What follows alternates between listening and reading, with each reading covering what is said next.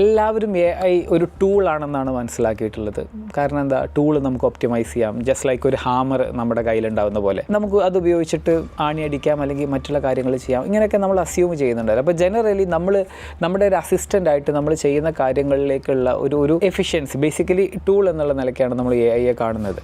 പക്ഷേ AI എന്ന് പറഞ്ഞു കഴിഞ്ഞാൽ ഓട്ടോമേഷൻ അല്ല, അല്ലെങ്കിൽ AI എന്ന് പറഞ്ഞു കഴിഞ്ഞാൽ ടൂൾ അല്ല എന്നുള്ളതിനെ ഡിഫൈൻ ചെയ്തിട്ട് അദ്ദേഹം പറയുന്നത് AI is actually agency. AI does not mean automation. AI means agency. എന്താണ് ഏജൻസി എന്ന് ചോദിച്ചാൽ, ഏജൻസി എന്ന് വെച്ചാൽ എന്തെങ്കിലും കാര്യം നമുക്ക് സ്വയം ചെയ്യാനുള്ള ഒരു എബിലിറ്റി ഉണ്ടല്ലോ. വാട്ട് ഈസ് മൈ ഏജൻസി എന്ന് ചോദിക്കുമ്പോൾ എനിക്ക് സ്വന്തമായിട്ട് ചിന്തിക്കാനും എനിക്ക് വേണ്ടി എനിക്ക് തീരുമാനങ്ങൾ എടുക്കാനുള്ള ഒരു ശേഷിയൊക്കെ എൻ്റെ ഏജൻസിയാണ് എന്നുണ്ടെങ്കിൽ, ശരിക്കും പറഞ്ഞു കഴിഞ്ഞാൽ AI അതിനെ റീപ്ലേസ് ചെയ്യുന്നുണ്ട് എന്നാണ് അദ്ദേഹം കണ്ടെത്തുന്നത്. കാരണം AI ടൂളല്ല. ജസ്റ്റ് ലൈക്ക് ഹാമറിന് സ്വന്തമായിട്ട് എന്ത് തീരുമാനിക്കാൻ പറ്റുന്നില്ല, എവിടെ ആണി അടിക്കണമെന്ന് തീരുമാനിക്കാൻ പറ്റുന്നില്ല എന്ന് പറഞ്ഞ പോലെ, അല്ലെങ്കിൽ ആണി അടിക്കുന്നതിൽ പുതിയ പാറ്റേണുകൾ ഐഡൻറ്റിഫൈ ചെയ്യാൻ ഹാമറിന് സ്വയം കണ്ടെത്താൻ കഴിയാത്ത പോലെ. കാരണം ഹാമർ എപ്പോഴും ഓപ്പറേറ്റ് ചെയ്യുന്നത് ഒരു മനുഷ്യനെ വെച്ചിട്ട് തന്നെയാണ്. മിക്കപ്പോഴും നമ്മൾ AI മനസ്സിലാക്കുന്നത് ഈ ഹ്യൂമൻ ഫാക്ടർ എപ്പോഴും അവിടെ വേണ്ടി വരും എന്നുള്ള രീതിയിലാണ്.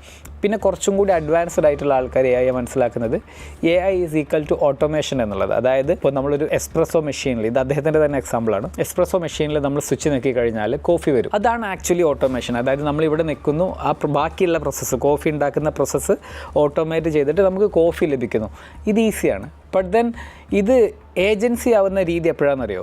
നമ്മൾ നിരന്തരമായിട്ട് കോഫി ഉണ്ടാക്കുന്ന പാറ്റേണുകൾ ആ മെഷീൻ പഠിക്കുന്നു, എന്നിട്ട് ആ മെഷീൻ പ്രെഡിക്റ്റ് ചെയ്യുന്നു. ഇപ്പോൾ നമുക്ക് എപ്പോഴാണ് കോഫി വേണ്ടത് എന്ന് പ്രെഡിക്റ്റ് ചെയ്യുന്നു.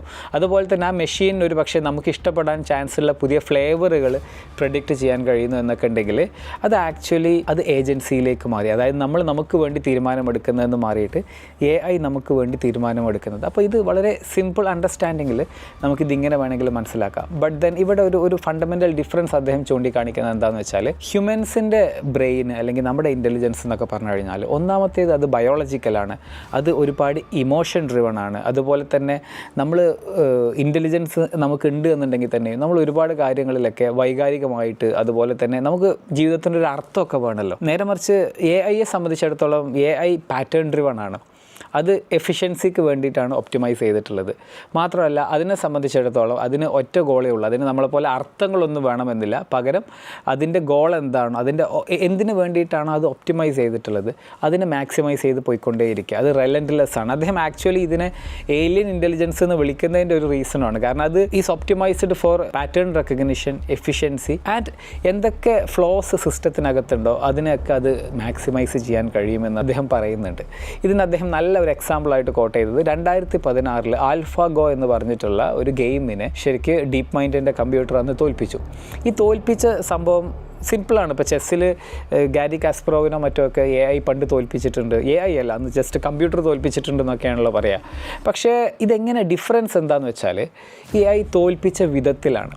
അപ്പോൾ നോർമലി മനുഷ്യർ കളിക്കുന്ന രീതിയിൽ ആയിരക്കണക്കിന് വർഷമായിട്ട് മനുഷ്യർ കളിക്കുന്ന ഒരു ബോർഡ് ഗെയിമാണ് ഗോ എന്ന് പറഞ്ഞു കഴിഞ്ഞാൽ, ഈ ഗോ മനുഷ്യർ കളിക്കുന്ന രീതി അല്ലാതെ ഇതുവരേക്കും മനുഷ്യർ കളിച്ചിട്ടില്ലാത്ത ഒരു രീതിയിൽ AI ആ ഗെയിം കളിച്ച് മനുഷ്യനെ തോൽപ്പിച്ചു എന്നാണ് അന്ന് ആക്ച്വലി സംഭവിച്ചത്, 2016 സംഭവിച്ചത്. അപ്പോൾ ഇതെല്ലാവരും ഇതിൽ നെട്ടിയത് എന്താണെന്ന് വെച്ചാൽ ഈ എമർജൻറ്റ് ബിഹേവിയറാണ്. പൊതുവിൽ നമ്മൾ AIക്ക് ഒരു ടാസ്ക് കൊടുക്കുമ്പോൾ നമ്മൾ വിചാരിക്കുന്നത് അല്ലെങ്കിൽ നമ്മൾ ആഗ്രഹിക്കുന്നത് റൂൾസൊക്കെ ഫോളോ ചെയ്തിട്ട് AI അതിൻ്റെ ഗോൾ അച്ചീവ് ചെയ്യുന്നു എന്നുള്ളതാണ്.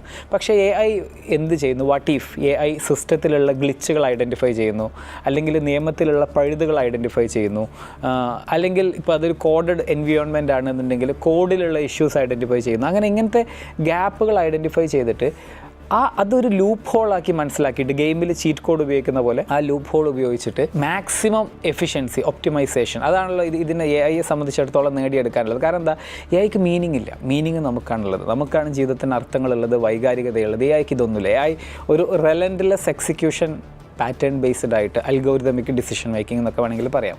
അപ്പോൾ ഈ ആൽഫാഗോ ഗെയിം ജയിച്ചത് ശരിക്കും പറഞ്ഞു കഴിഞ്ഞാൽ നമ്മളെ ചിന്തിപ്പിക്കേണ്ടതാണെന്നാണ് ഹരാരി പറയുന്നത്. കാരണം എന്താണെന്ന് വെച്ചാൽ AIക്ക് എമർജൻറ്റ് ബിഹേവിയറുകളാവാം, നമ്മൾ എക്സ്പ്ലിസിറ്റ്ലി അതിന് നിയമം വഴി കൊടുക്കാത്ത കാര്യങ്ങൾ പോലും, റൂൾസ് തന്നെ ഫോളോ ചെയ്യാണ്ട് പോലും അതിന് എന്ത് ചെയ്യാൻ പറ്റും, അതിന് പുതിയ എമർജൻറ്റ് ബിഹേവിയറുകൾ സൃഷ്ടിച്ചെടുക്കാൻ കഴിയും. ആക്ച്വലി അതിന് എന്തൊക്കെ റൂൾ വെച്ച് കൊടുക്കണം എന്ന് പോലും ഹ്യൂമൻസിന് ആക്ച്വലി അറിയില്ല. കാരണം അതെങ്ങനെയാണ് AI എങ്ങനെയാണ് ഡിസിഷൻ മേക്ക് ചെയ്യുന്നത് എന്നുള്ളത് മനസ്സിലാക്കി മനസ്സിലാവുന്നില്ല എന്നുള്ളതാണ്. ഇത് ഭയങ്കര തോട്ട് പ്രൊവോക്കിംഗ് ആണ് കേട്ടോ. കാരണം AI നിലവിൽ ഡിസിഷൻ മേക്ക് ചെയ്യുന്നത് എങ്ങനെയാണെന്നുള്ളതിനെക്കുറിച്ച് AI ഒരു ബ്ലാക്ക് ബോക്സ് ആണ് എന്നുള്ള രീതിയിൽ ഇന്ന് ആ മേഖലയിലുള്ള എല്ലാവരും പറയുന്നുണ്ട്, ഇൻക്ലൂഡിങ് ഇപ്പം നമ്മളിന്ന് ഉപയോഗിച്ചുകൊണ്ടിരിക്കുന്ന ചാറ്റ് ബോട്ടുകളുടെ രൂപത്തിലുള്ള AI.